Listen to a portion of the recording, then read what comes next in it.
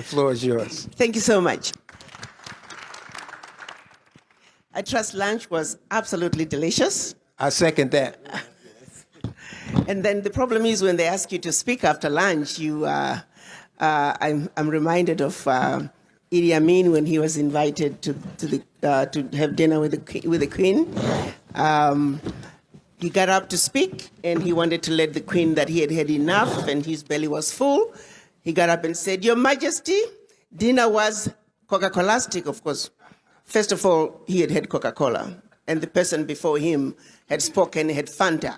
He said dinner was fantastic. So he heard Fanta stick. Because he had Coca-Cola, he said Coca-Colastic. And I want you to know that I am fed up. That when you come to Uganda, he was going to revenge. My brother, I would like to let you know that lunch was fantastic, and when you come to DC, I am going to revenge. Once again, we are here to talk about the matters of the village. There are issues in our village, and I appreciate the opportunity for us to come together as members of the village to address the issues together. With what I know of the issues that are keeping us together, the difficulties that we are having as African diaspora, continental diaspora, and as African diaspora as African Americans, I know many of us have tried to go home to make a difference, and many of us have come back because the conditions on the ground were not conducive to what we wanted to offer. I used to take doctors on medical missions, and you would end up with a whole neurosurgeon or orthopedic surgeon treating ear infections and sore throats because that's all they could do. The country did not have the facilities they needed to do what they do best. Now, there are other reasons why some of us have gone home and come back. And I'm going to hit this nail by the head because it's something that we must speak to. When we go to Africa as continental Africans who've been to, in my husband's country of Ghana, we call these people like me, Bintus. I've been to America, I've been to Britain. We Bintus, we got issues. We go back home with an attitude. We think just because we've been to, we know more than the ones at home. That attitude has got to change.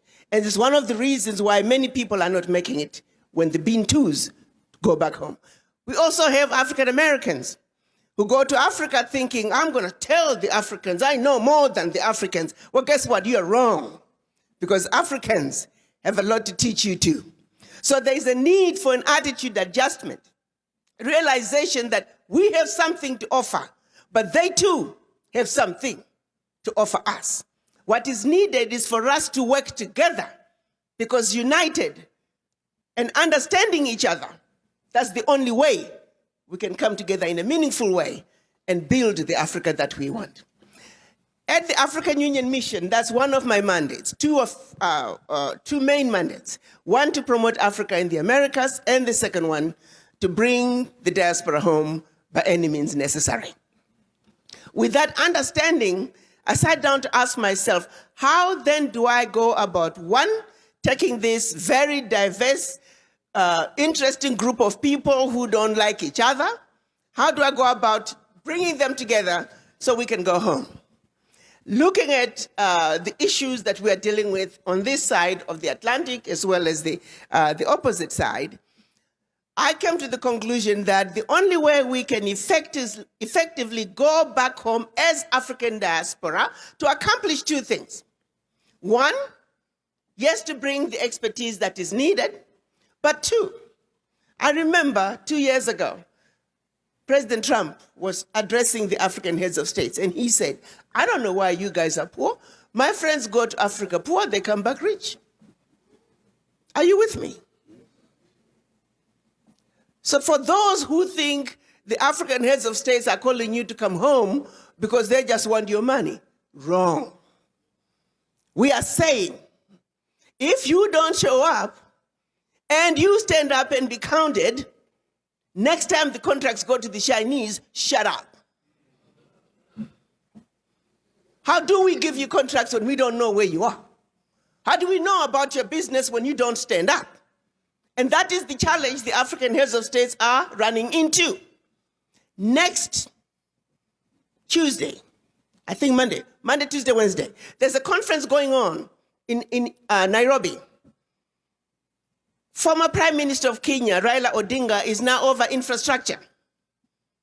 His advisor called, one of the Afro-Champion advisors called me and said, Ambassador, we need you to put together a coalition of African diaspora who can come in and be together with Afro-Champions, be the first to know of the projects, the developmental projects that are going on in Africa. There is nothing wrong with diaspora organizations building the next Cape to Cairo highway, the next Cape to Cairo high-speed train. You can only get those contracts when you are on the table. You heard my sister talk about, what did you call it? Chamber of Commerce. Right. Pan-African Chamber of Commerce. Pan-African Chamber of Commerce, but even when you talk about the single currency, when we have, there's something else you talked about, I just can't think right now. These are all opportunities that are going to happen in Africa at a continental level. You got to realize, because of the African Continental Free Trade Area, for the first time ever, Africa is going to, the developmental agenda for Africa, we are looking at it as Africa, not as 55 different countries. So this is a tremendous entry point that if you, diaspora, if we don't organize, we are going to miss out. The heads of states are saying the diaspora must be in the front along with the Afro-Champions. They're wanting to create a space for us. We got our 22nd ratification, which is what we needed in order for implementation to begin, was 2 weeks ago. We are talking of a baby who has just been born. I want everybody to be clear about that. We are in a beautiful place to be on the driver's seat of the agenda, developmental agenda for Africa. So please, if you hear anything else from me, this is the time for us to organize and stand up, and let's take Africa where Africa belongs on the world stage. But in the process, we're also helping ourselves. There is nothing wrong with you investing your money in Africa, coming back home to America and play golf like they do. That's what we want you to do. So don't look at it any other way. It's a win-win situation. So with that in mind, in Washington, we set out to then say, where do we begin? Fortunately for us, first it was the president of Zambia. He stood up and he gave us 135 hectares of land, which is about 300 acres.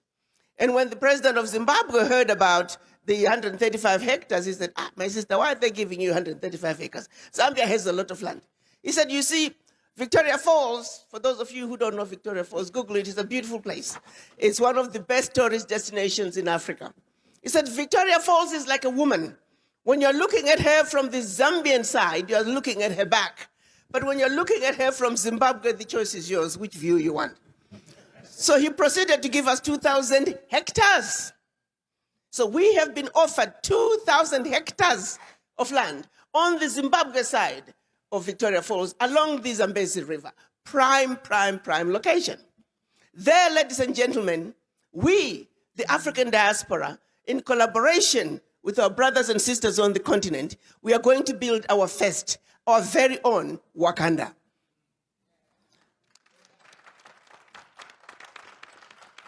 We're calling it African Diaspora Centers of Excellence.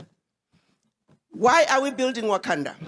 Money alone is not enough to bring change, sustainable change that Africa needs. Capacity building is where it is at. Most of you may not realize that Africa today needs 1.2 million doctors. If all the diaspora, continental Africans and African-American doctors were to go home to Africa today, we're only going to meet about 30% of the need. Many heads of states thought building new hospitals, renovating old ones was the way to address the issues of healthcare. Guess what? Most of those wards, half of them are empty because there are no doctors. I like to talk about my husband's country, my own country, Ghana. There are more Ghanaian doctors in New York City alone than in the entire country of Ghana. So when diaspora start complaining about, oh, my mother was trying to go to the doctor, I said, because you're here. So our reality is capacity is what Africa needs. And where is that capacity? It's in the diaspora, thanks to the brain drain. At every level, every sector, the capacity Africa needs is in the diaspora, not on the continent. $7 billion is being spent every year paying salaries to expatriates going to Africa to provide services. And when I ask, why is it that you never get diaspora to fill some of those jobs? They say, Ambassador, where are they? It goes back to the database. At every level, we are losing out because we are scattered. So in Wakanda, there will be a 1,000-bed teaching hospital to train all the capacity that Africa needs. There will be one Wakanda village in each region, which will be a developmental hub for the region. So for every hospital built, there will be supporting hospitals. Also, we will have a university with technical colleges to train again all the capacity Africa needs. Agricultural farm and an agricultural college, hotels for hospitality, a continent with some of the best tourist destinations. We're only realizing about 4% of the tourism dollars in the world. Agriculture for a continent with over 65% of the arable land in the world, we are importing food. I am embarrassed to say that. Africa should be and will be the breadbasket of the world. In addition, in our Wakanda, we're also going to have a pharmaceutical manufacturing. Most of you are also not aware that most of the sub-Saharan African countries, drugs going into those countries, close to 50% have zero bioavailability. That means they are not medication.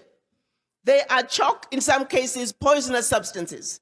Millions of people are dying every year thinking they are taking blood pressure medicines, diabetic medicines, antibiotics, when they're taking poison. Those are murderers, outside murderers coming in. Millions of them every day. And nobody is held accountable. We have got to stop that. We must manufacture our own drugs. And of course, there will be a power plant, infrastructure, housing to support the development. It's going to be a very modern city with roads that are ready for self-driving cars, monorails for easy transport around the village. It's going to be how Africa should be. We will build the Africa that we want. For everything that's happening in Wakanda, there is going to be downstream development. You can picture this. A team of healthcare workers whose job is to do nothing but to make sure 15, 20 years from now, access to healthcare is a thing of the past. Educators who are saying 15, 20 years from now, access to healthcare is a thing of the past. Access to power is a thing of the past. Access to water is a thing of the past. We have teams from the diaspora working on the various sectors. Can we not do that, guys? Absolutely, yes we can. And all we gotta do is organize, because the brains that we need are endless in the diaspora. Then the question becomes, Ambassador, how are we going to fund this? I said, that's easy. We got 50 million black people in this country, 41 African Americans and about 9 million continental Africans. If I just get 1 million of those to put aside $1,000 a year, that's $1 billion. Can we not do that? If I take 5 million, now we're only down to $200 a year. And we got $1 billion. And we take that money, we leverage it and just keep it in the account. Don't touch it, just leverage it. And not put another penny. We can get $1 billion every year out of that money to build Wakanda. Can we not do that? Can I get an amen? Amen. We can do this. We want the NGOs out of our countries. We want no more aid. Aid is killing us. We don't need aid because we are very capable of taking care of ourselves, especially you, us, diaspora, to whom much is given, much is expected. We can do this. We live in this wonderful, great country. When my last conversation with Chairman Zuma, she said to me, my sister, if sustainable development is going to come to Africa, it's going to be brought by the diaspora, but not just any diaspora, the diaspora in America. The diaspora in America. Think about it. There's something unique about being a diaspora in this country. We already live as Americans, not as Californians, not as Floridians, but Americans. Subconsciously, we're already integrated. So moving into Africa is a piece of cake. So the African leaders and my chairman, Musa Faki Mahamat, they're very clear that in order for Africa to move forward, the children of Africa in the diaspora must be front, middle, and end of it all. So I look forward to our conversations, but I hope that we can all be in the right spirit and agree that we must speak as one continent, one Africa, one voice. Thank you.